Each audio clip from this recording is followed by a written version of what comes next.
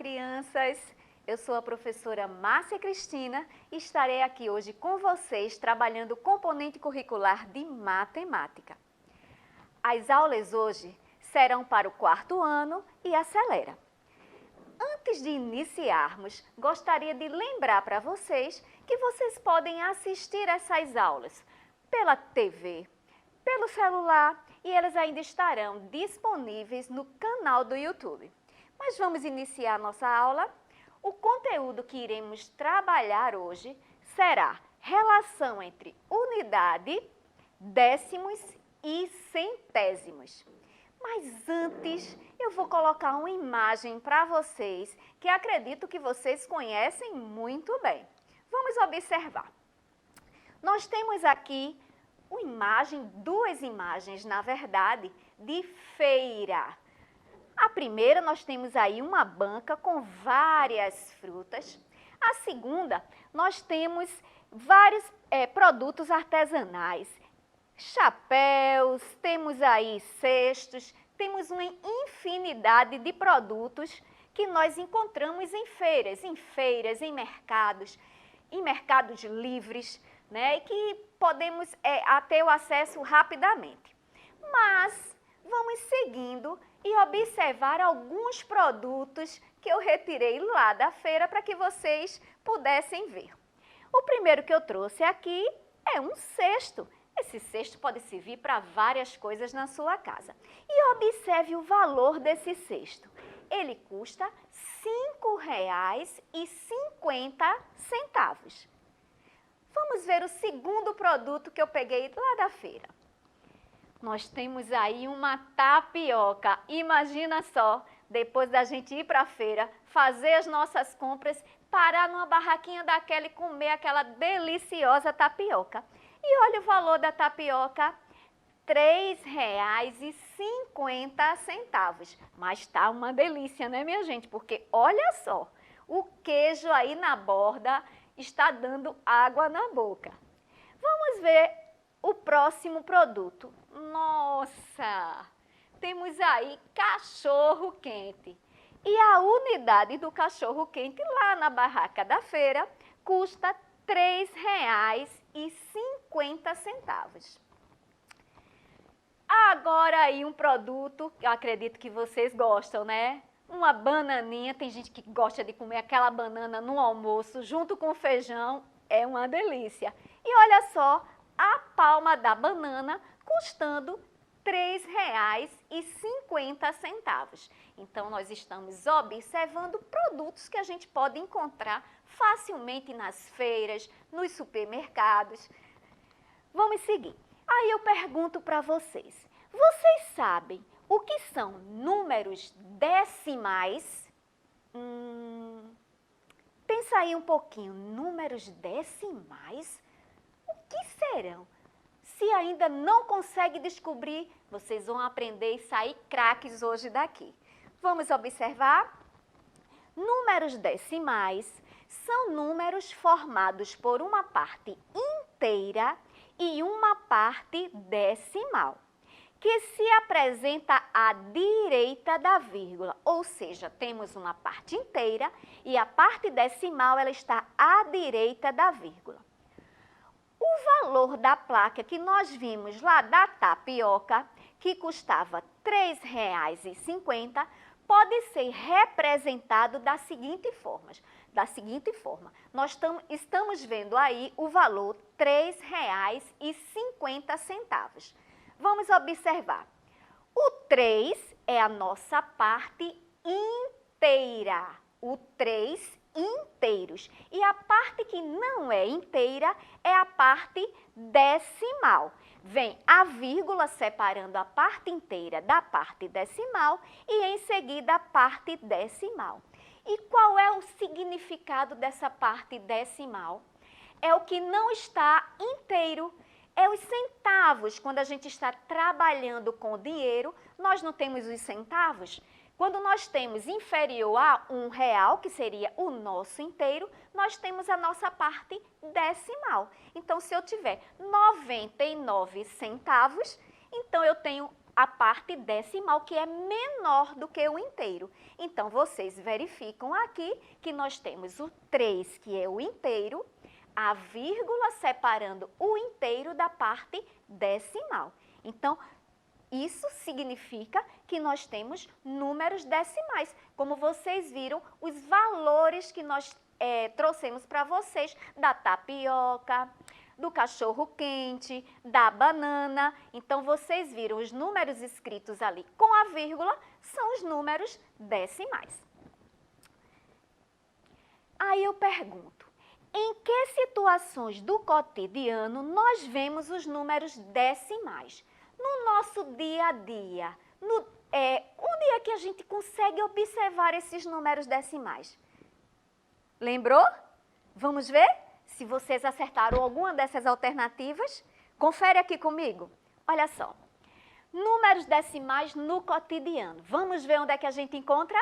Olha só, nas placas dos produtos na feira e supermercado. Como vocês viram nesse instante, eu trouxe os valores dos produtos que eu retirei da feira. Então, nós encontramos os números decimais nessas placas. Outro lugar que nós podemos encontrar os números decimais no nosso dia a dia. Olha só, quando representamos o dinheiro. Quando eu coloquei ali o valor da tapioca, o valor do cachorro-quente, então nós estamos representando o dinheiro ali. Outra forma, nas placas dos postos de combustíveis. Se vocês passam pelos postos de combustíveis, vocês veem as placas e ali nós também vemos os números escritos na sua forma decimal. E outro exemplo, quando medimos o tamanho de vocês, o seu tamanho, por exemplo. Se a gente pedisse a fita métrica ou uma trena para medi-los, nós também estaríamos representando os números decimais no tamanho de vocês. Seguindo, vamos compreender o que são esses décimos que nós estamos falando. Vocês estão aí com a tela mostrando um retângulo preto. Este retângulo preto, ele está inteiro. Vocês poderiam pensar que ele seria um bolo, por exemplo, saindo lá do forno, e ele está inteirinho, inteirinho. E agora, eu vou dividir este bolo em partes iguais. Observa? Dividir o bolo em partes iguais. Vamos ver em quantas partes eu dividi esse bolo. Olha só, em 10 partes. Então, o bolo está sendo dividido em 10 partes. Só que esses 10 pedaços, olha, o bolo estava inteiro e eu dividi em pedaços menores. Agora, olha o que eu vou fazer. Eu vou pegar uma parte dessas 10. Então, eu vou pegar uma parte de 10. Vamos ver como eu vou representar isso aí. É 1/10, porque eu peguei uma parte dos 10 pedaços que eu tinha aí. Então, eu tenho 1/10 escrito desta forma, que é em forma de fração, um número fracionário, ou então em forma de número decimal. Presta atenção, vocês observaram que eu não peguei todo o meu inteiro. Então, ó, antes da vírgula tem o 0, porque não tenho nenhuma parte inteira que eu peguei. Eu peguei apenas um pedaço do inteiro. Então, 1/10. Esse décimo é representado depois da vírgula. Então, o primeiro número que vem depois da vírgula, eu vou chamá-lo de décimo. E significa que eu peguei uma parte das 10 que eu tinha. Eu peguei 1/10. Compreenderam? Vamos ver um outro exemplo? Ainda trabalhando com os décimos, novamente estamos aí com o retângulo preto e eu vou torná-lo a dividir. Eu vou dividir novamente este retângulo em 10 partes. Agora que eu novamente dividi este retângulo em 10 partes, olha o que eu vou fazer agora. Anteriormente eu tinha pego apenas uma parte. Agora eu estou pegando duas partes. Mas duas partes de quantos pedacinhos? Duas partes de 10 pedaços. Então, se no anterior eu só tinha pego uma parte e era 1/10, e agora eu estou pegando duas partes, então, quantos décimos eu peguei daí? Pensaram? Já tem a resposta? Vamos lá? Olha só. 2/10. Muito bem, minha gente. Eu sabia que vocês já estavam craques nisso aí. Então, 2/10 em forma de fração ou então em forma de número decimal. Olha só, 0,2. Novamente, eu não tenho parte inteira porque o bolo estava inteiro, mas eu não peguei nenhum bolo inteiro. Eu peguei apenas 2 pedacinhos dos 10 que eu tinha partido. Então, olha como eu represento 0,2. O primeiro número que vem após a vírgula, eu vou chamá-lo de décimo. Como são 2, então são 2/10. Compreendido? Vamos para o próximo exemplo. Agora, eu tenho um bolo aí e eu dividi esse bolo, sabe em quantos pedacinhos? Eita, vai ficar os pedacinhos miudinhos, né? Bem, se você tiver com fome, você vai querer o bolo inteiro. Mas, no caso, eu dividi aí esse bolo em 100 partes. Nós, anteriormente, estávamos trabalhando com o bolo dividido em 10 partes. Agora, ele foi dividido em 100 partes. E olha o que vai acontecer aí. Eu peguei só um pedacinho. Mas com a fome que eu tô, eu queria comê-lo inteiro. Mas eu peguei um pedacinho, porque acho que tem muita gente para a gente dividir, né? Então, olha só. Uma parte de quanto? De quantos pedaços que eu tinha partido? Pensa aí. Uma parte de? Isso! Uma parte de 100. E então, se é uma parte de 100, eu peguei quanto? 1/100. Olha só, eu só peguei uma partezinha das 100 que eu tinha. Então, 1/100 em forma de fração ou em forma de número decimal. Olha só agora, pessoal. Anteriormente, nós estávamos trabalhando com os décimos e agora com o centésimo. Olha onde foi parar o numeral 1. Teve, após a vírgula, deixamos a casinha dos décimos, porque agora a gente está trabalhando com o centésimo, e o 1 ficou na segunda casa, após a vírgula. Então, esse número, a segunda casa após a vírgula, eu vou chamá-lo de centésimo. Neste exemplo, é 1/100, ou seja, eu peguei uma parte das 100 que eu tinha, certo? Vamos seguir. O próximo exemplo, olha para cá agora. Ainda continuamos com o mesmo retângulo dividido em 100 partes. Agora, vê a quantidade que eu vou pegar. 10, 20, 30, 40. Eu peguei o bolo inteiro? Não peguei o bolo inteiro. Só peguei quantas partes das de 100? 40 de 100. Então, eu peguei 40 centésimos em forma de fração.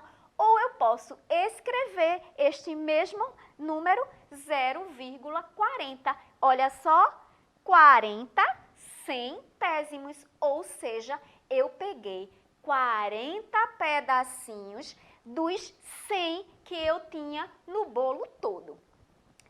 Vamos seguindo agora.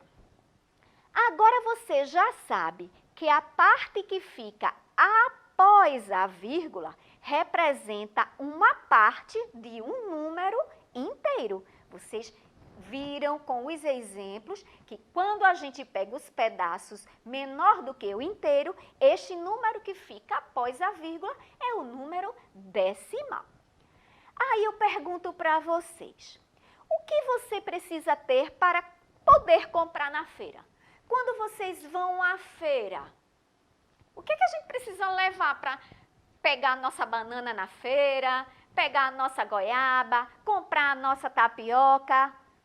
Lembrando que lá não está acertando cartão. E então, se não está aceitando cartão, o que a gente precisa ter para levar para a feira, para comprar esses produtos maravilhosos que a gente viu aí? Nós precisamos de dinheiro, né? Ou dinheiro em cédulas, ou dinheiro em moedas. Tudo é dinheiro, mas a gente precisa ter alguma coisa no bolso para comprar aquelas delícias, não é verdade? Muito bem. Aqui nós estamos vendo um encarte de um supermercado. Como eu falei, os números decimais estão no nosso cotidiano. Nos encartes dos supermercados, quando a gente chega lá nas prateleiras dos supermercados, nós vemos os números decimais, os números que estão escritos com as vírgulas. Olha só quantos números aí. O primeiro produto que desse encarte é uma cebola, custando R$ 5,50. Temos aí uma banana, custando R$ 3,00. A maçã, o quilo, tá, gente? A maçã custando o quilo R$ 7,50. A batata inglesa custando o quilo R$ 5,00. A cenoura, o quilo R$ 4,00. E nós temos a acerola, o quilo R$ 3,50. Então, o que é que nós estamos vendo aí? Números decimais representados nos encartes dos supermercados, como eu falei lá no início de nossa aula. Quando escrevemos um número usando vírgula, estamos escrevendo em sua forma decimal. Os números escritos dessa forma são chamados números decimais, como vocês já sabem. Aqui eu também disse que nós encontramos os números decimais nos postos de combustíveis. Aqui nós estamos com uma bomba de combustível e nós vemos aí, ó, a gasolina, o preço por litro da gasolina custando R$ 5,69. Também estamos vendo um número decimal. O total de litros que o motorista colocou foram 15 litros, também aí escrito na sua forma decimal. E ele vai pagar, depois de colocar estes litros no seu carro, vai pagar R$ 85,35. Todos esses exemplos nos postos de gasolinas com a escrita de números decimais. Vamos ver aqui. Agora nós temos uma pergunta para você. Vamos identificar os números decimais? Nós estamos aqui com uma tabela que é uma lista de compras. Como se você fosse na sua casa, fez a lista de compras e vai ver os produtos que você gostaria de levar para a sua casa. Na nossa lista de compras, nós temos o primeiro produto é frango. E a pessoa vai levar para casa 5,8 quilos. E aí, eu pergunto para vocês, esse 5,8 quilos é um número decimal ou não? E aí, qual é a resposta de vocês aí? Sim, muito bem! Isso é uma escrita de um número decimal. Vamos ao próximo? O próximo produto é guardanapos. Os guardanapos eu vou precisar levar para casa 3 pacotes de guardanapos. Esse 3, da forma que está escrita aí, é um número decimal? Qual é a resposta de vocês aí do outro lado? Sim ou não? Fala para mim. É? Vamos ver? Vê se vocês acertaram. Olha só, não é um número decimal, né, minha gente? Vamos ver o nosso próximo produto? Nós temos aí bananas e nós vamos levar para casa 3 palmas de bananas. Esse 3 aí é um número decimal? Vamos conferir a resposta de vocês? E aí? Não é um número decimal. Os ovos, eu vou precisar levar uma bandeja de ovo. Uma bandeja é um número decimal? Não é um número decimal. E a goma para tapioca, 1,5 quilos. É um número decimal ou não é um número decimal? O que é que vocês me dizem agora, gente? Sim, é um número decimal.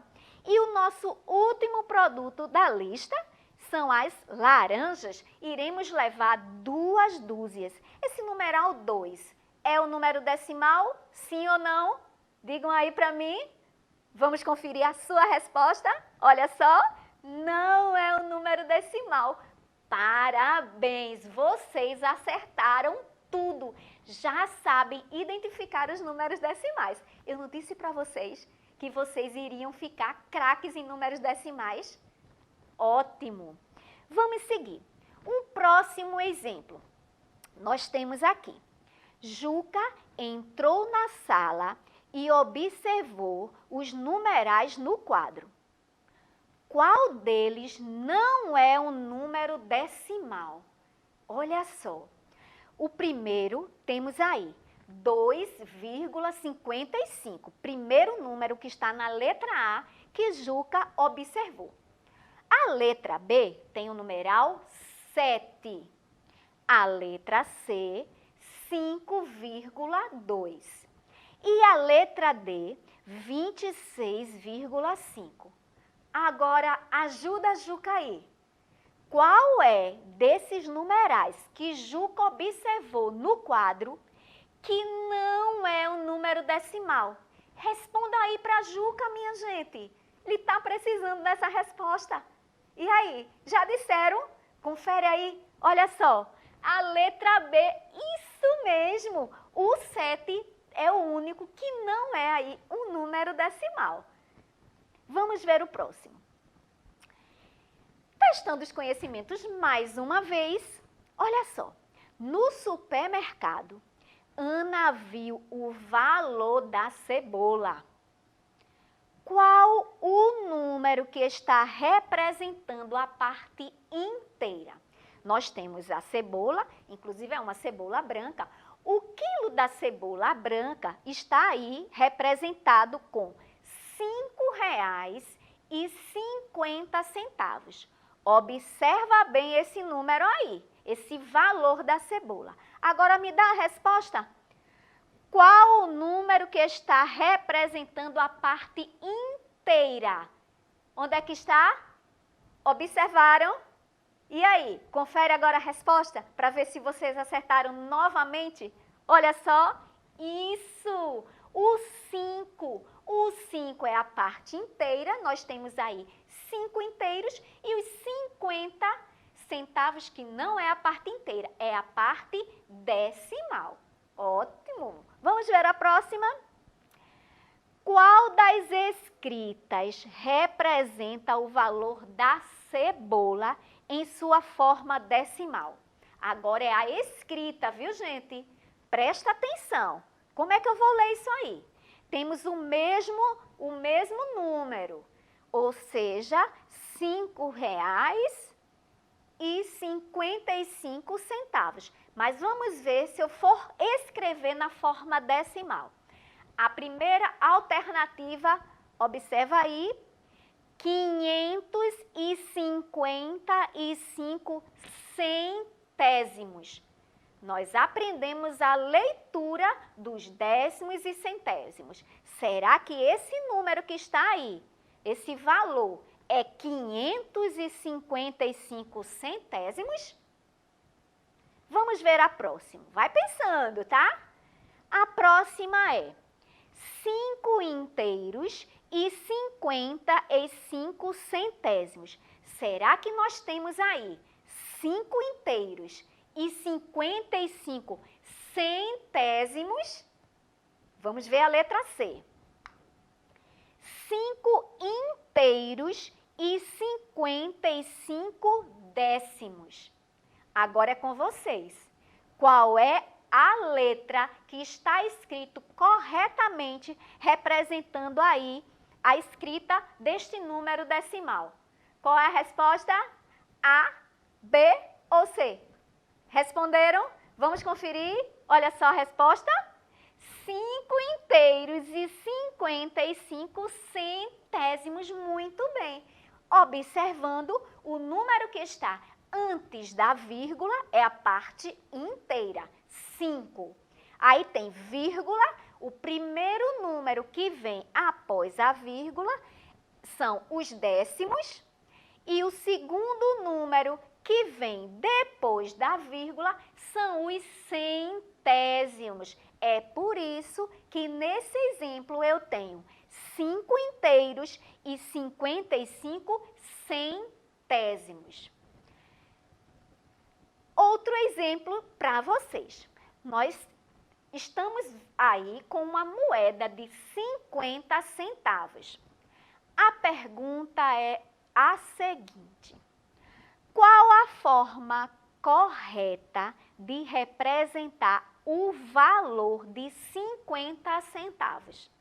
Nós estamos acostumados a ver 50 centavos para um lado, 50 centavos para o outro, mas a gente precisa saber a forma de representar numericamente. Eu vou dar também 3 alternativas para que vocês observem como é que se escreve os 50 centavos.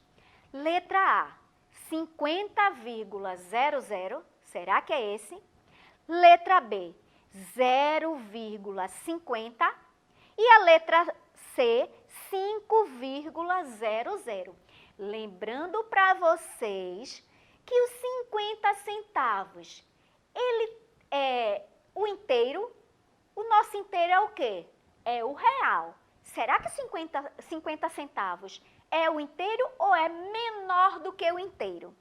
Lembrando desta dica, que 50 centavos é menor do que o inteiro, qual seria a resposta correta desses 50 centavos? Pensaram? Olha só a resposta, tenho certeza que vocês acertaram. Olha só. Isso mesmo, não tem parte inteira, gente. Então, 0,50. Correto? Vocês estão craques demais. Eu não falei que vocês iriam tirar de letra essa aula? Isso mesmo. Agora, próximo diz assim: qual é a forma correta de representar o valor que João levou para a feira? Vamos contar aí. Nós temos uma cédula de 10. 10 mais 5, 15. 15 mais 2, 17. Temos 2 moedas de 50 centavos. Vai dar quanto? R$1,25. Vamos ver? Olha só. Primeira alternativa, 17. A segunda, 17,75. E a letra C, 18,25. Quanto é que ele levou para a feira? R$18, que é a parte inteira, e 25 centavos. E relembrando a nossa aula, nós hoje trabalhamos com os números decimais. E vimos que os números decimais é formado pela parte inteira mais a parte decimal, aquela que fica depois da vírgula. Nós vimos também situações que encontramos os números decimais, como nos postos de combustíveis, nos encartes dos supermercados, não é isso? Então, no cotidiano nós encontramos os números decimais aí. Nós também compreendemos a ideia de décimos, ou seja, o inteiro dividido em 10 partes. Lembram daquele exemplo, quando eu coloquei o retângulo e dividi ele em partes menores que o inteiro, em 10 partes? No exemplo, pegamos uma parte, foi 1/10, ok? E também compreendemos a ideia de centésimos, ou seja, o inteiro dividido em 100 partes. Toda vez que eu tiver um inteiro dividido em 100 partes, e eu pegar 1 é 1 centésimo, se eu pegar 40, como vimos no exemplo, foram 40 centésimos e assim por diante. Eu sei que vocês aprenderam tudinho e eu estou muito feliz com isso, viu, gente? agora eu tenho uma atividade para vocês. Vocês em casa vão pegar uma nota fiscal de qualquer supermercado que vocês foram. Vocês vão preencher de acordo com a tabela que eu vou mostrar aí. Olha só, vocês vão pegar a listinha lá do ticket lá do supermercado, do caixa que vocês compraram. Aí vocês vão anotar o produto que vocês compraram. Aí eu estou trazendo um exemplo. Aí eu coloquei a cenoura. Temos aí 5,30 e 5 inteiros e 30 centésimos.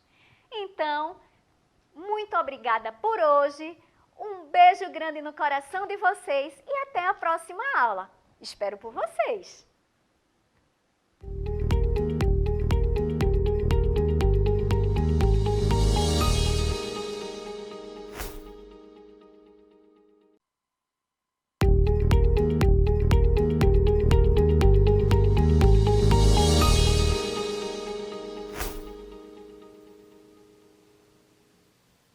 Olá, estudantes, tudo bem? Eu sou a professora Mauricéia Joana e vou trabalhar com vocês a disciplina de Geografia para os 4º anos e Acelera. A nossa aula de hoje está muito interessante, então se acomoda aí bem confortável no seu cantinho de estudos e vamos iniciar. O tema da aula de hoje, observe essa imagem que está aí na tela. Vocês estão vendo o quê? Um planeta Terra, não é? Está em chamas e junto tem um termômetro. Então, será que vocês conseguem identificar de que vamos falar hoje? Isto mesmo, vamos falar sobre aquecimento global. Vocês já ouviram falar sobre isso? Aquecimento global. O que será isto? E o aquecimento global, ele está cada dia mais perto de nós. Então, tema da aula de hoje, aquecimento global, a cada dia mais perto de nós. E aí a gente vai compreender o que é isto, o que é que causa e o que é que nós, seres humanos, temos a ver com isso. Será que a gente tem alguma responsabilidade com esse fenômeno, com o aquecimento global? Vamos lá? Então, olha aí, esta imagem está mostrando nosso planeta bem aquecido, bem quente, né? E a pergunta é, o que é o aquecimento global? Será que vocês imaginam como é que esse aquecimento global se dá? Qual é a causa? Qual a causa para o nosso planeta ficar desta maneira, nessa imagem tão sugestiva? E aquecimento global, nosso planetinha está aí se abanando, sofrendo com este calor. Então, aquecimento global, ele é caracterizado pelo aumento da temperatura média global da Terra, não é isso? A Terra está ficando cada vez mais aquecida. E nós vamos, na aula de hoje, saber quais os motivos para que isso esteja acontecendo. Vemos nessa imagem que a gente está vendo aí muitos gases saindo de chaminés de indústrias. E isso é o resultado da emissão excessiva de gases relacionados ao efeito estufa na atmosfera. Isso causa o aquecimento global. Mas que gases são esses? E que efeito é esse que eu estou falando, não é? Afinal, o que é esse efeito estufa? Quem é que causa? De onde ele vem? Vamos ver?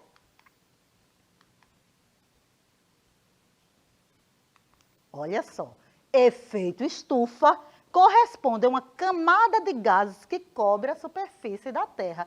Então, a Terra, ela tem essa camada que protege do calor excessivo vindo do Sol. Quem é que dá o calor para o nosso planeta, para a existência de vida?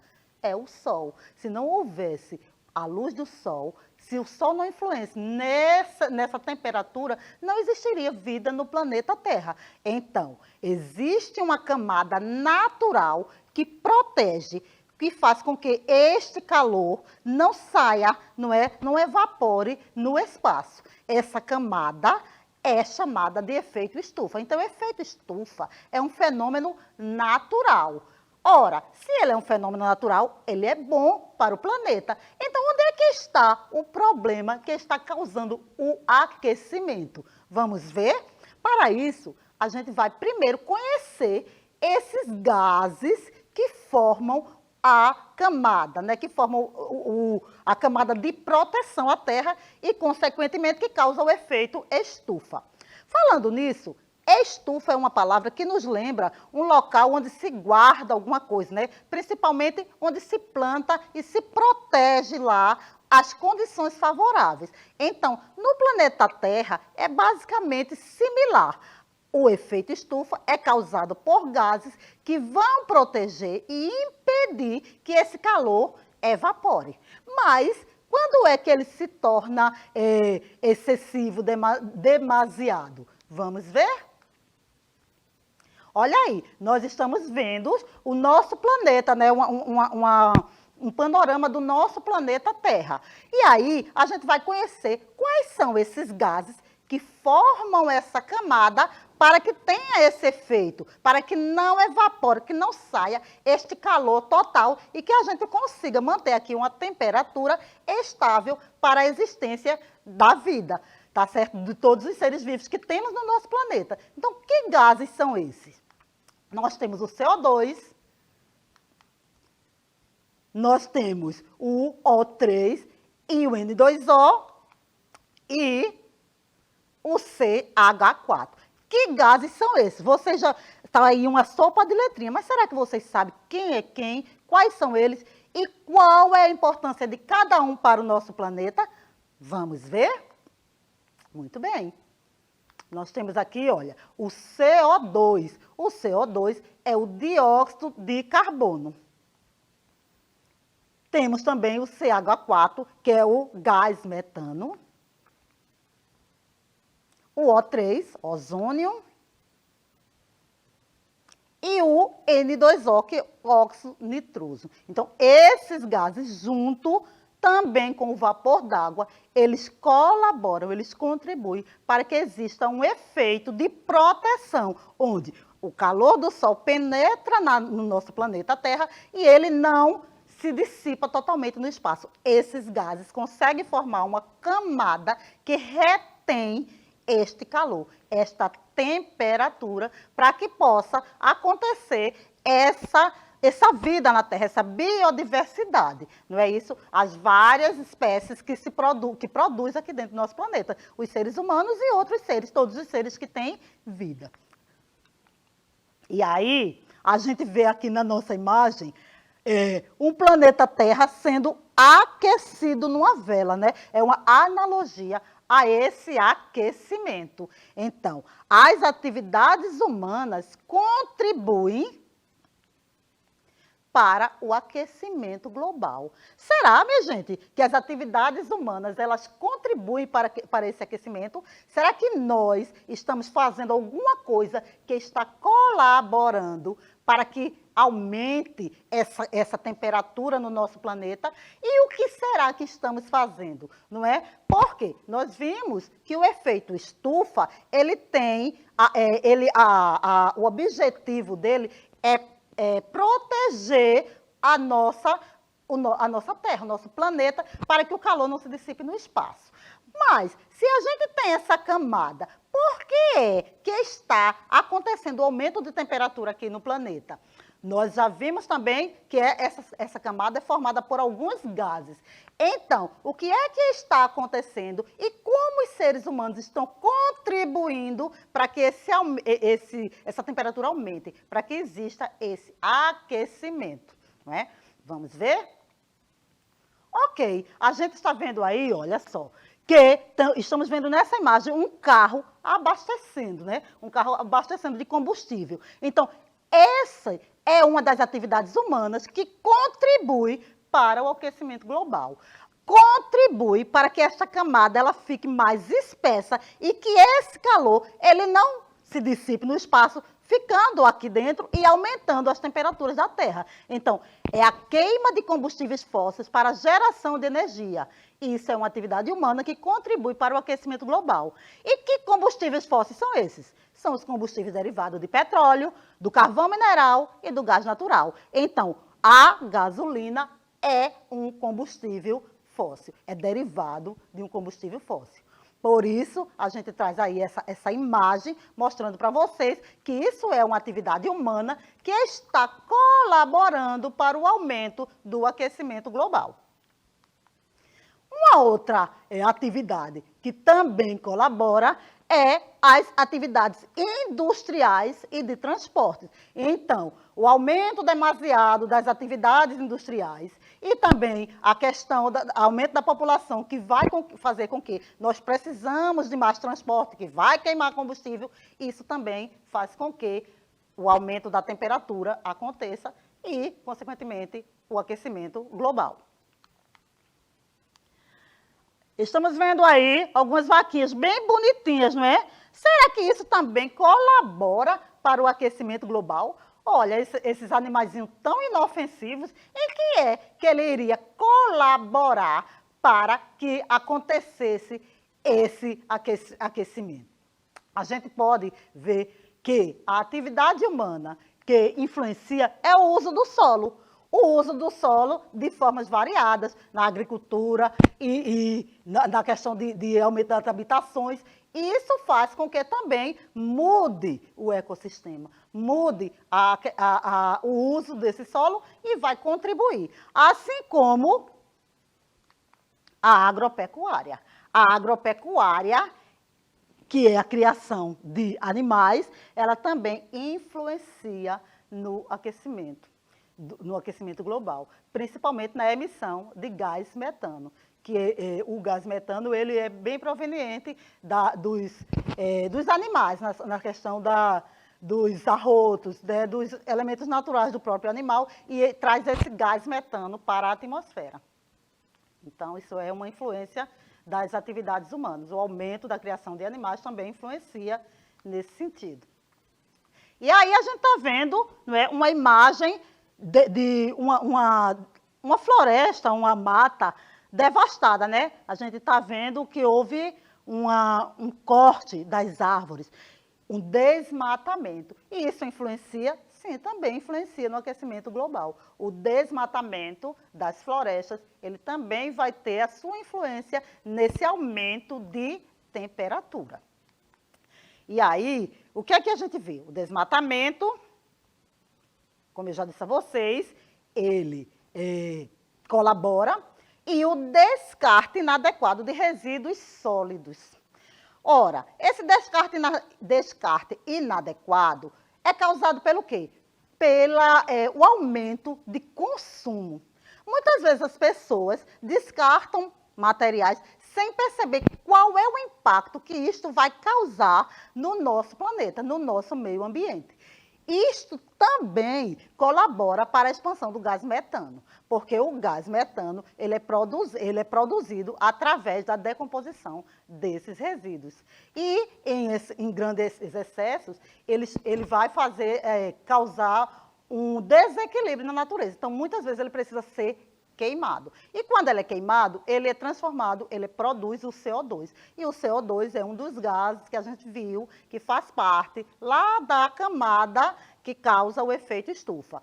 O efeito estufa é um efeito natural, a gente já viu. Mas se esta camada fica muito densa, ela impede que esse calor, né, dos raios solares, ele saia, ele se dissipe, ficando aqui dentro do planeta e aumentando cada vez mais esse aquecimento.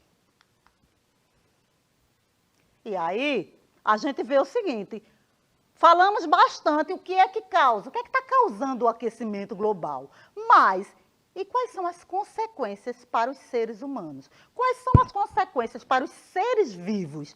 Quais são as consequências para a biodiversidade existente no planeta Terra? Nós estamos vendo nesta imagem aí, não é, uma geleira. E a gente está vendo que essa geleira ela está derretendo. Por que será que está derretendo? o calor excessivo. Então, o calor excessivo pode trazer esta consequência, o degelo, né? O degelo das camadas de gelo do planeta, nas montanhas e principalmente nos polos, no polo terrestre, no polo norte, no polo sul, é o derretimento de geleiras localizado no alto de montanhas e nos polos do planeta. Essa setinha aí, ela está indicando que o planeta globo, o planeta Terra, ele é um globo. E na parte superior e inferior, a gente chama de polo. Então, parte superior, polo norte, a parte inferior, o polo sul, e essas partes aí, elas têm uma camada de gelo espessa. A partir do momento que se está aumentando essa temperatura, elas estão derretendo, está acontecendo o degelo. E tem uma coisa bem interessante, o gelo aí não é formado por água salgada, é formado por água doce. E quando se derrete, essa água vai se misturar aos oceanos. Então, a gente sabe que os oceanos é formado por água salgada. Se existe um acontecimento de degelo da camada, né, das montanhas, do polo, essa água vai se misturar. Então, isso vai influenciar na biodiversidade, nos seres que vivem nesses oceanos. Então, é uma consequência grave esse degelo que está acontecendo. E aí, a gente vai e, além das outras consequências que já falei, a gente também vê a alteração dos regimes de chuva, não é? E o que é que essa alteração dos regimes de chuva pode causar? Ora, ela pode causar enchentes em algumas regiões e seca nas outras, porque há um desequilíbrio. Há um desequilíbrio. Pode, em algum momento, essa alteração, lugares que choviam em determinado período, de repente, vai alterar, vai mudar. E a gente já consegue ver isso aqui no clima do nosso planeta Terra. Em lugares que era normal ser muito frio, hoje em dia está muito quente, existem muitas enchentes e por aí vai. E isso, claro, nem todas as enchentes é causada pelo aquecimento global, mas esta é uma consequência desse desequilíbrio do clima. E esse desequilíbrio por conta das ações humanas. As ações humanas também estão influenciando neste aquecimento. E a redução da biodiversidade, não é? Porque a partir do momento que o clima está mudando e está mexendo nos habitats naturais dos seres vivos, eles vão ter que ou se adequar ou se adaptar e até mesmo algumas espécies serem extintas. Então, o aquecimento global, ele também influencia na redução dessa biodiversidade, tanto na redução quanto na mudança, porque os seres vão mudando suas características, se adaptando para viver nessa temperatura. E aí, algumas dessas espécies podem ser extintas e outras vão modificando o seu modo de viver, o seu espaço natural, o seu habitat. Então, a biodiversidade, o que é a biodiversidade? É a diversidade de vida no planeta Terra. Nós sabemos que o nosso planeta é muito rico em espécies vivas. E esse aquecimento global, ele pode ou reduzir ou pode modificar a forma desses seres viverem. Redução da biodiversidade por conta das ações também do homem. Olha só, a gente falou sobre aquecimento global e falou sobre o efeito estufa, não é? Falou sobre as consequências e chegamos assim, será que a gente consegue lembrar do que a gente trabalhou hoje, a gente aprendeu o assunto direitinho, então vamos fazer uma breve revisão para que vocês consigam fixar esse conhecimento, ok? Vamos ver se vocês conseguem lembrar de tudo que a gente estudou hoje.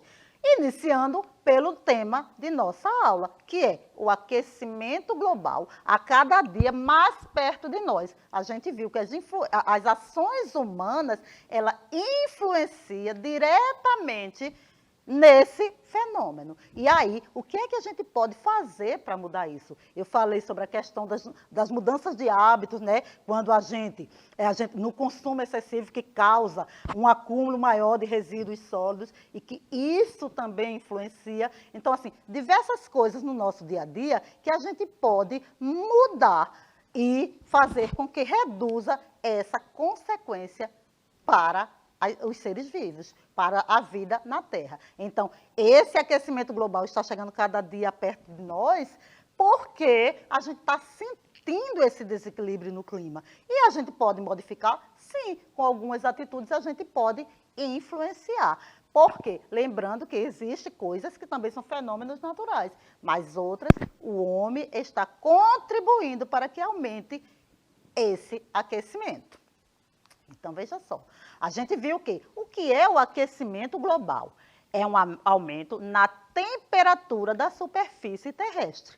Por quê? Por causa da emissão desenfreada de alguns gases que formam o efeito estufa. O efeito estufa é um efeito natural, mas se esses gases eles estão sendo jogados na atmosfera de forma desequilibrada, eles estão formando uma camada mais espessa e impedindo que esse calor se dissipe no espaço, como é o natural, para que a vida na Terra tenha condição climática estável de acontecer, de se desenvolver.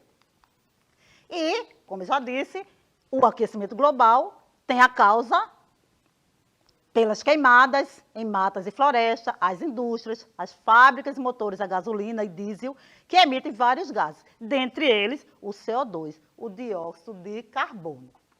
Esse CO2, ele é um dos gases assim, que mais influencia nesse aquecimento. E a gente também viu que as consequências do aquecimento global é o derretimento das geleiras, provocando um aumento no nível dos oceanos e a diminuição da umidade do ar, podendo provocar desertificação em algumas regiões e enchentes em outras. Esse desequilíbrio que acontece, como eu disse a vocês, por conta desse aumento desenfreado. Não é? Pois é, estamos chegando quase ao finalzinho da nossa aula. E aí, o que é que a gente vai fazer? A gente vai ver se vocês realmente conseguiram compreender o tema principal da nossa atividade de hoje, ok? Então, vamos ver. Vamos testar um pouquinho nossos conhecimentos. Eu trouxe para vocês aqui uma questão que pergunta: o aquecimento global é um processo caracterizado pelo aumento da temperatura média do planeta. Ele é consequência da intensificação de qual fenômeno natural do planeta? Será que vocês conseguem lembrar? Será que vocês conseguiram compreender quando eu falei sobre isso durante a nossa aula? Vamos ver quem consegue. Vamos ver se vocês conseguem identificar. E eu trouxe aqui duas opções. O aquecimento global é um processo caracterizado pelo aumento da temperatura média do planeta.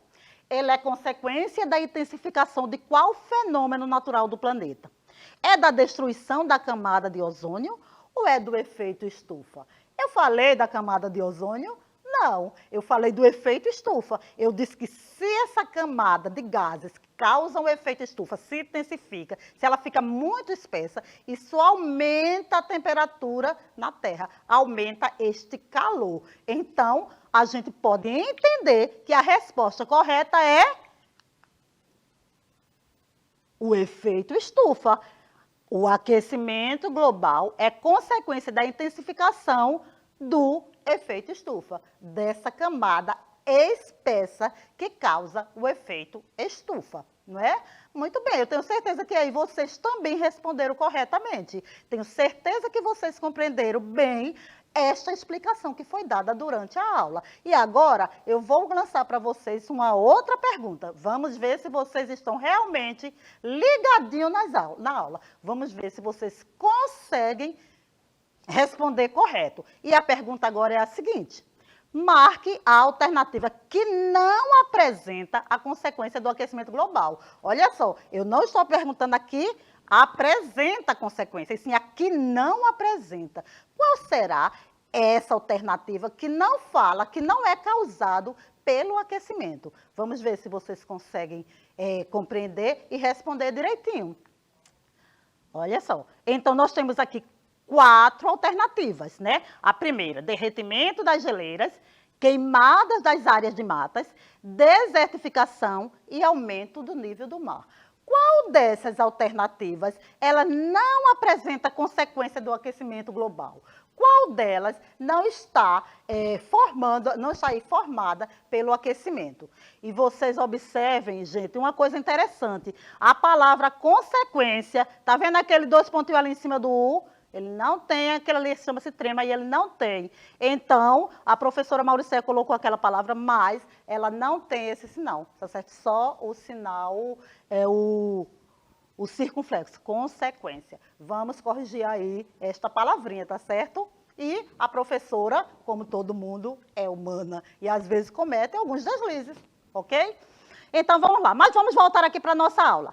Marque a alternativa que não apresenta uma consequência do aquecimento global. É o derretimento das geleiras? É a queimada das áreas de matas? É a desertificação ou é o aumento do nível do mar? A gente sabe que o aumento da temperatura no planeta Terra está causando o derretimento das geleiras, sim. E está causando também o fenômeno da desertificação e também o aumento do nível do mar, justamente por causa do derretimento das geleiras. Então, ora, se eu disse que causa o aumento do nível do mar, se eu disse que causa a desertificação e que está ocorrendo esse derretimento das geleiras, quem foi que sobrou nessa história? Foi a letra B. A queimada das áreas de matas, não é, minha gente? A queimada das áreas de matas, ela não tem como consequência o aumento da temperatura na Terra, o aquecimento global. Então, a gente chega à conclusão que a resposta é a letra B. Muito bem, até a próxima aula. E eu espero que vocês tenham gostado da aula de hoje. Tchau.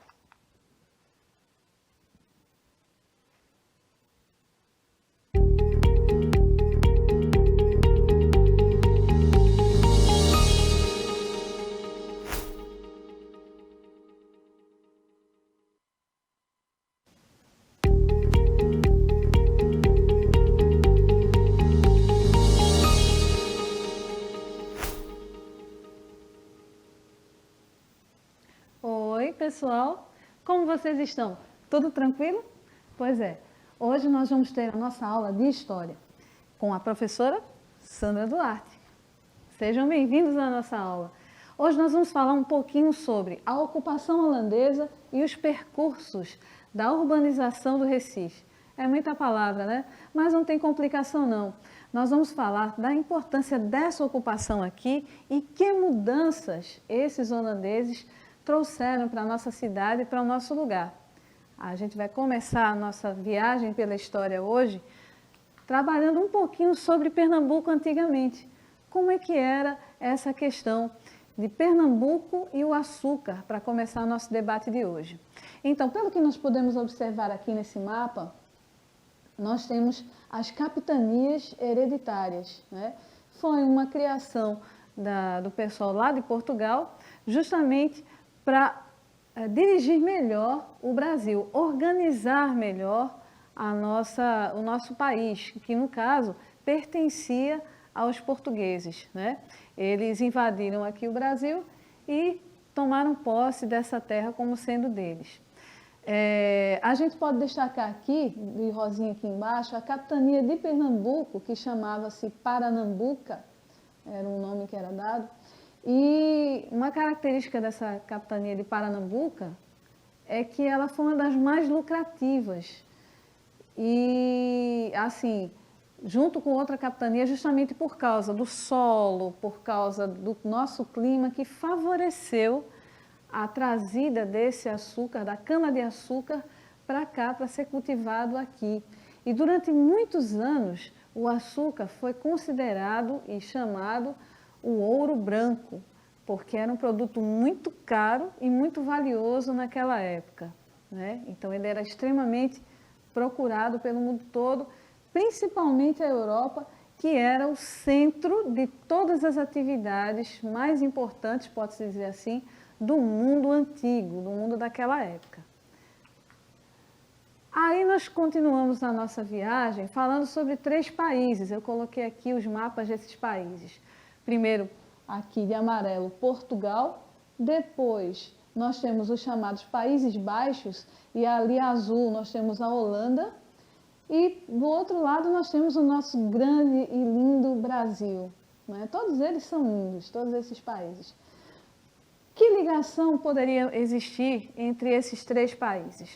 O que acontece é o seguinte, Portugal, a gente já falou um pouquinho sobre isso no comecinho, ele era a metrópole, essa é a expressão, né, que eles utilizam, que Portugal era a metrópole do Brasil.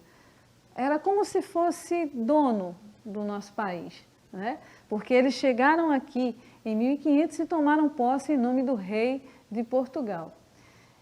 E Holanda, aí nós vamos para a Holanda agora, era um país que era responsável, ele tinha uma relação comercial muito grande com a Europa, com Portugal, os dois países europeus, né?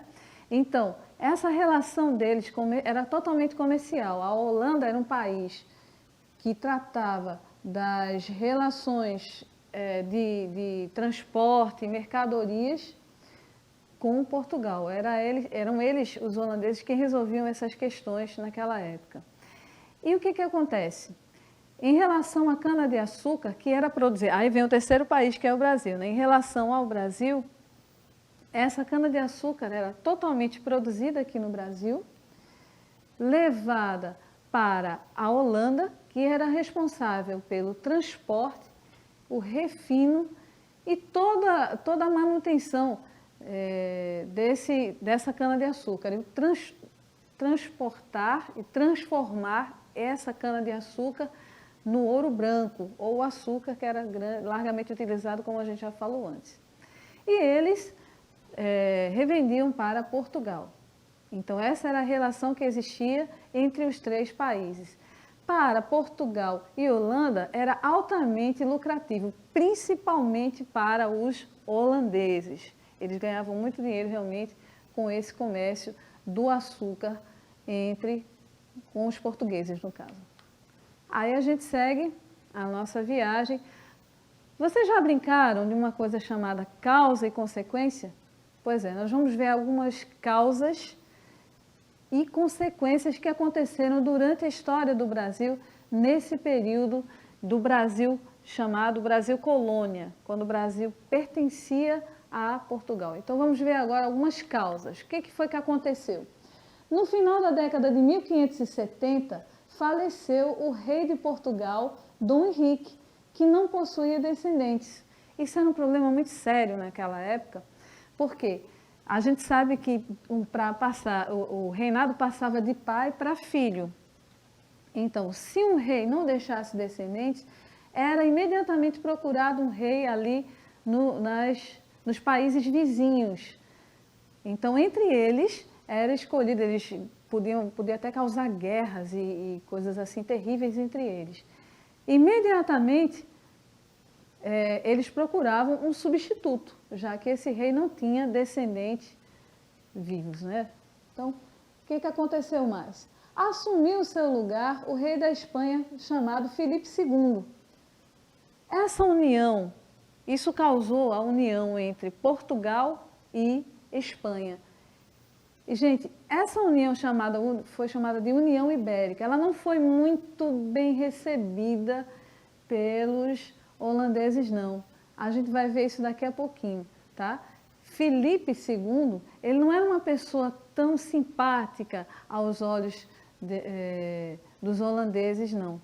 Porque, na verdade, a Espanha estava em guerra com a Holanda. Durante um bom tempo, eles viviam guerreando ali. E não tinham boas relações comerciais entre eles, não. Aliás, as relações não eram boas em nada entre Espanha e Holanda. Mas quais foram as consequências dessa morte do rei de Portugal, que não deixou descendentes, e da ascensão ao trono do rei Filipe II da Espanha? O que foi que aconteceu depois de tudo isso aí? Olha, a União Ibérica, que foi entre Portugal e Espanha, não agradou aos holandeses que estavam em guerra com a Espanha, aquilo que eu falei para vocês. Olha o que eu estou dizendo, a pura verdade, o avatarzinho está dizendo isso aí. E os holandeses, em resultado dessa união, que não era nada agradável para eles, resolveram invadir as colônias portuguesas que estavam agora sob o comando dos espanhóis. Eles disseram: ah, é? Está todo mundo juntinho agora? Está todo mundo amiguinho? Espanha e Portugal é tudo uma coisa só? Pois bem, sem chance. Nós vamos invadir todas as colônias portuguesas que nós pudermos. E aí foi uma confusão, foi tanta guerra, tanta coisa que aconteceu nesse meio tempo. E o Brasil estava lá no meio, porque o Brasil, como a gente sabe, era colônia de Portugal, pertencia às terras, aos domínios portugueses, né? Então, pensando no futuro, não é isso? Antes de acontecer essas guerras, antes de toda essa confusão aí, os holandeses criaram primeiramente a Companhia das Índias Orientais.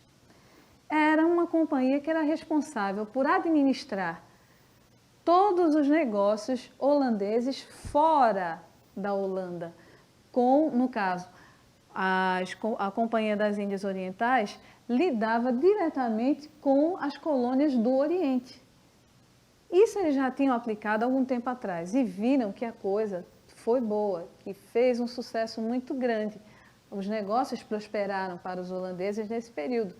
Então, quando aconteceu essa união ibérica entre Espanha e Portugal, eles resolveram criar a Companhia das Índias Ocidentais.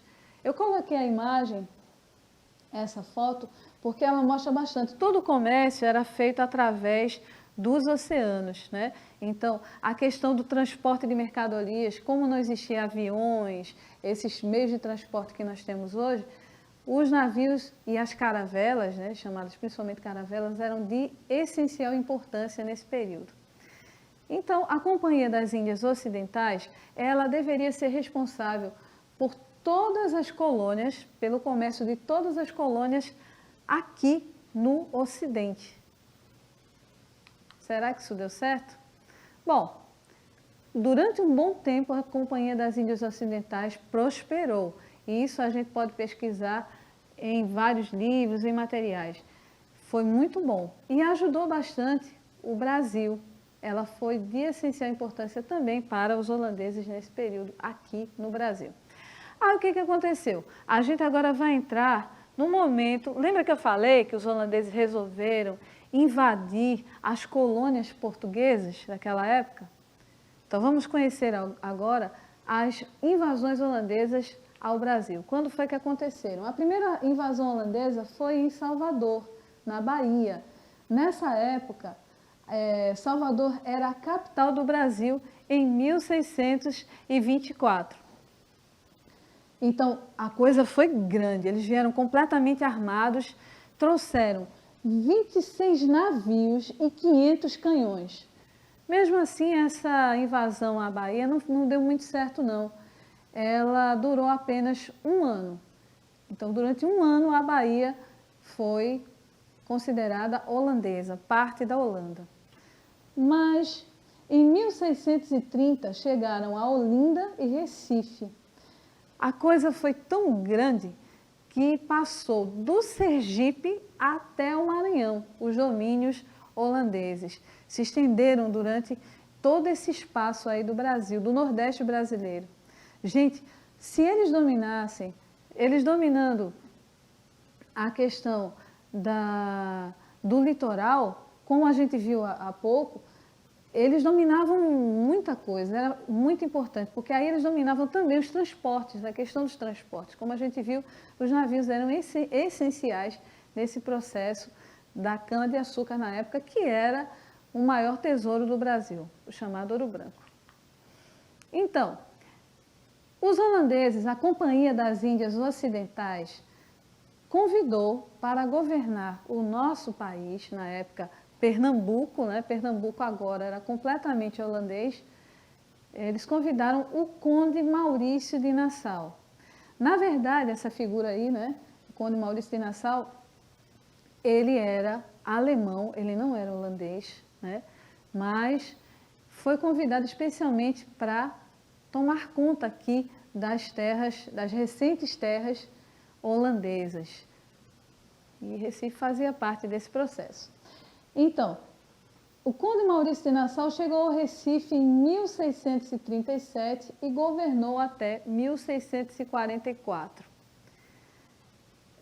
Maurício de Nassau, ele foi considerado, até hoje, um dos melhores governantes, principalmente desse período de domínio holandês aqui no Brasil. Por quê? Primeira coisa que ele fez foi estabelecer um bom relacionamento com os senhores de engenho, fornecendo-lhes empréstimos. Ora, se os senhores de engenho eram pessoas tão importantes porque eles fabricavam açúcar, que era altamente lucrativo para os holandeses e para os europeus em geral, então por que não investir nesses senhores, nessas fazendas de cultivo de cana-de-açúcar aqui em Recife? Era a questão mais lógica a ser feita. Então foi o que eles fizeram. O governo de Maurício de Nassau investiu diretamente nesse cultivo da cana-de-açúcar aqui, através de empréstimos que forneceu aos senhores de engenho. O que mais que o conde fez? Olha, outra característica do conde Maurício de Nassau, viu? Que eu descobri com esses estudos. Ele adorava que fizessem retratos dele. Então, as pessoas faziam pinturas e quando ele veio aqui para o Brasil, ele bateu recordes de pinturas. Tudo isso retratando a imagem dele. Ele gostava muito de se ver. Ele criou a Câmara dos Escabinos. Aí você diz assim, o que é isso, escabino, professora? É nome de remédio? Não, não. Muito pelo contrário. Escabinos, essa Câmara dos Escabinos, ela tinha o principal objetivo de incentivar a participação do povo nas questões políticas. Então, ele queria que as pessoas tivessem participação maior dentro das resoluções do seu governo. Por exemplo, a gente está precisando o que aqui na nossa comunidade? Nós estamos precisando de construir uma ponte para poder atravessar de um lugar para outro. Está sendo bastante complicado. Então, o conde Maurício de Nassau, ele criou essa organização, a Câmara dos Escabinos, justamente para que as pessoas tivessem mais voz ativa na população da época. Foi uma forma também de conquistar o público para si, trazer o público para si. Isso é importante. Ele também concedeu liberdade religiosa.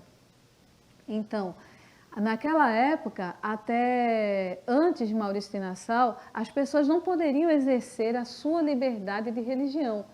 Era somente um tipo de religião que eles deveriam seguir, era obrigatório. As outras eram terminantemente proibidas. Então ele abriu para vários tipos de religiões, inclusive durante o seu governo foi construída a primeira sinagoga das Américas. Está lá no Recife Antigo. Né? Se vocês quiserem saber, vão lá visitar, está aberto ao público. Eu não sei ainda se funciona por causa da pandemia, mas pesquisem, é interessante a gente conhecer sobre ela também. Ordenou a construção de um observatório astronômico e proibiu as pessoas de jogarem lixo nas ruas. Então ele se preocupou também com a limpeza da cidade, né? E com a observação dos céus. Outra coisa também que Maurício de Nassau fez foi trazer artistas e cientistas. O que esses artistas e cientistas vieram fazer aqui? Eles vieram estudar a nossa fauna, né, os nossos animais, as nossas plantas, a nossa flora. E também trouxe cientistas para pesquisarem as doenças que existiam aqui durante a sua época, né, no seu período. Então foi um período bastante produtivo para a nossa cidade, para o nosso lugar. Ele urbanizou a cidade. De que forma que ele urbanizou? Ele investiu na construção de pontes. Veja bem, elas nos moldes das pontes que existem em Amsterdã, que é uma cidade holandesa. Então ele se preocupou em tudo isso. Lembra que na última aula a gente falou um pouquinho, na última aula de história, a gente falou um pouco sobre o boi voador? Pois é, desse mesmo homem que criou a ponte, né, que ele justamente investiu em outras áreas também na nossa cidade. Ele trouxe jardins, embelezou, trouxe artistas como esse que nós estamos vendo aí, Franz Post. Ele era um artista muito conhecido lá onde Maurício de Nassau vivia e retratou também algumas imagens do nosso povo, do nosso lugar, juntamente com Albert Eckhout. Então, nós podemos ver aí as imagens dos brasileiros da época. Vamos ver o que foi mais que ele trouxe. Ele também transformou Recife na capital de Pernambuco. Nessa época, a cidade mais importante era Olinda. E, com o tempo, ele transformou Recife na cidade de Mauricéia, em homenagem justamente ao seu lugar. Ele queria transformar Recife como uma nova Amsterdã, que era o lugar de onde ele vinha. Ele também mandou construir um palácio para si mesmo e ordenou a construção de alamedas arborizadas, além de pontes que ligavam o litoral ao continente. Essas pontes fizeram toda a diferença, como a gente falou, a questão da mobilidade das pessoas de um lugar para outro na nossa cidade. Isso fez toda a diferença. Olha, mas tudo que começa tem um fim. Nassau foi demitido através da Companhia das Índias Ocidentais, eles o demitiram e ele teve que voltar à Holanda.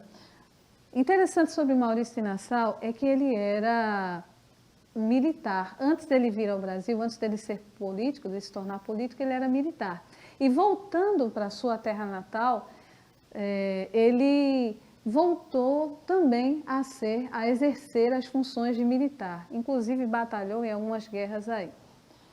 Em 1640, uma coisa interessante, né? Eu fiz um paralelo. Em 1643 ele voltou à Holanda, mas já em 1640 Portugal tinha se libertado da Espanha. Então isso explica a saída de Maurício de Nassau aqui do Brasil. E agora Portugal voltou a ter um rei próprio, que era Dom João IV. E esse, assim que assumiu o trono, imediatamente quis reaver todas as colônias que estavam sob o domínio holandês. Então, imediatamente ele disse, eu quero tudo de volta, tudo pertence a Portugal, é o nosso domínio, é o nosso povo. E aí foi quando aconteceram as batalhas dos Montes Guararapes. Vocês lembram? Não sei se vocês já ouviram falar da festa da Pitomba. Pois é, essas batalhas aconteceram ali, naquele espaço da festa da Pitomba. Aconteceram duas grandes batalhas, em abril de 1648 e fevereiro de 1649. Essas batalhas foram marcadas pela presença dos mazombos. Os mazombos eram portugueses que eram nascidos no Brasil. Também nós tivemos a participação dos indígenas que moravam ali nos arredores dos Montes Guararapes e de outros lugares também, e dos africanos que estavam aqui no Brasil nessa época. Após a expulsão do Brasil, os holandeses foram para as Antilhas, onde levaram a cana-de-açúcar e obtiveram sucesso lá durante muitos anos à frente, competindo diretamente com o açúcar brasileiro. Os brasileiros, interessantes sobre essas batalhas dos Montes Guararapes, é que eles estavam em menor número. Nós tínhamos 2.500 pessoas participando dessa guerra, enquanto eles estavam em torno de 4 a 6 mil pessoas nessa batalha. Algo que favoreceu bastante os brasileiros daquela época foi o conhecimento de táticas de guerrilha que os capitães dessas forças que lideravam os indígenas, os africanos e os mazombos, que eram os novos brasileiros, né, naquela época. Então, essas táticas de guerrilha foram o que favoreceram aos brasileiros. E, além do que, eles tinham conhecimento também do terreno acidentado, da questão dos manguezais. Isso atrapalhou o desempenho dos holandeses aqui. Consequências das batalhas dos Guararapes. O que aconteceu? Primeira coisa, acabou o ciclo da cana-de-açúcar no Brasil. Então, a partir de então, eles começaram o ciclo através da procura do ouro. Então, agora eles queriam procurar ouro e pedras preciosas no Brasil inteiro. E também, a partir da Batalha dos Montes Guararapes, criou-se um sentimento de pertencimento ao Brasil. Então, a partir de então, as guerras continuaram e todas elas agora com o fito de pensar, eu sou brasileiro, eu luto pela minha pátria. Até então, muitos desses brasileiros que existiam lá, eles não se identificavam ainda com o país como sendo seu, como sendo de seu pertencimento. Agora vamos relembrar um pouquinho. A gente falou bastante sobre a questão dos holandeses aqui e de Recife quando se tornou a Holanda brasileira. E aí a gente lança aquela pergunta, será que você lembra? Vamos ver se você tem uma boa memória. Por que os holandeses resolveram invadir o nosso país? Por que será que isso aconteceu? Bom, você pensa aí um pouquinho, lembra da aula que a gente viu e fala para a sua professora, fala para os seus colegas, para a sua família, tá bom? Isso tudo é legal, a gente relembrar, porque aí a memória fica fresquinha e você vai ensinar para as pessoas também que estão ao seu redor. Gente, foi um prazer estar com vocês mais uma vez e olha, estudem sempre, se previnam contra a doença, ela ainda está aí presente, o Covid-19 ainda é uma constante em nossas vidas, mas ela vai embora. Se a gente se preparar, ela vai embora. Até a próxima, um beijão, fiquem com Deus. Tchau.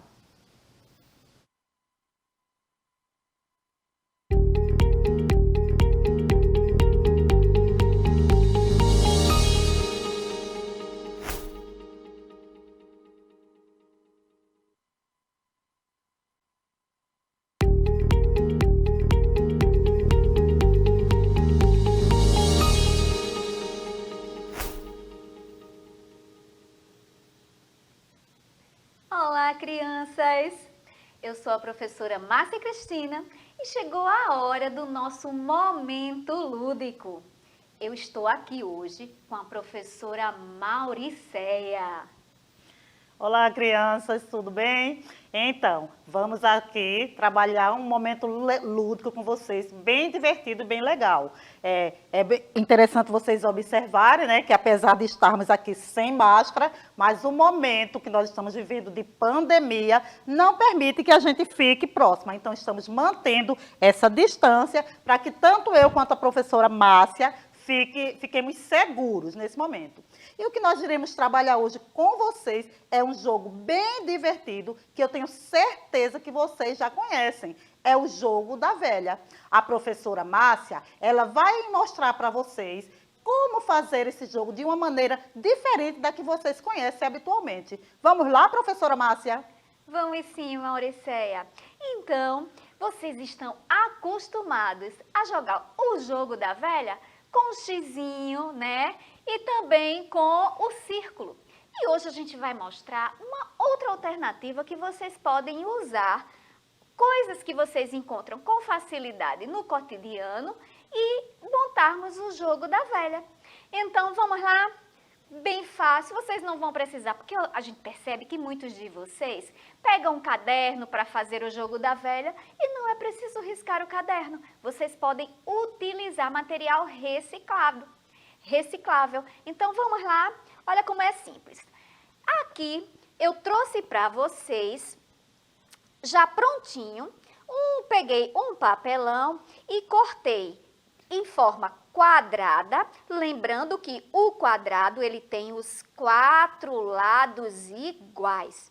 E medi bem direitinho e coloquei umas fitas aqui para enfeitar. Então, agora nós iremos confeccionar o nosso jogo da velha. Vocês irão precisar de papelão, tesoura. Eu peguei aqui uma fita adesiva e tampinhas de garrafas. Nós precisamos de 2 cores para substituir o que nós teríamos o círculo e o que teríamos como o xizinho, tá bom? Então, vamos montar o nosso jogo da velha de forma bem simples.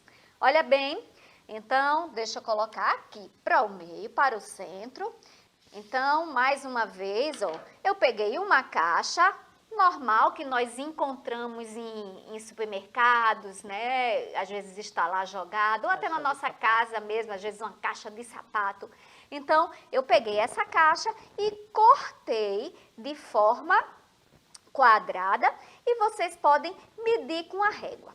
Para ficar mais bonitinho, eu trouxe aqui uma fita adesiva e nós iremos colocar em toda a borda, montando o nosso tabuleiro. Então, olha só, colocamos aqui.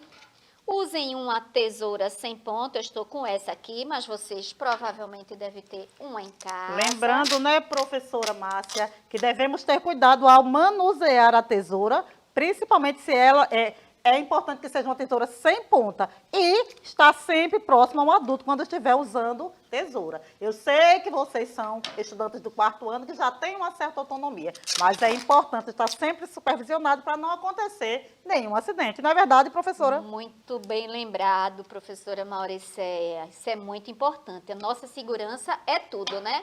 Não só hoje que nós temos essa segurança, esses cuidados em relação à Covid, né, que sempre nós devemos manter o distanciamento social, como em outras situações da nossa vida. Então, aqui que vocês estão percebendo, já fiz o quadrado, toda a parte do perímetro, que foi um conteúdo que nós já vimos em matemática. E agora nós vamos colocar a fita dividindo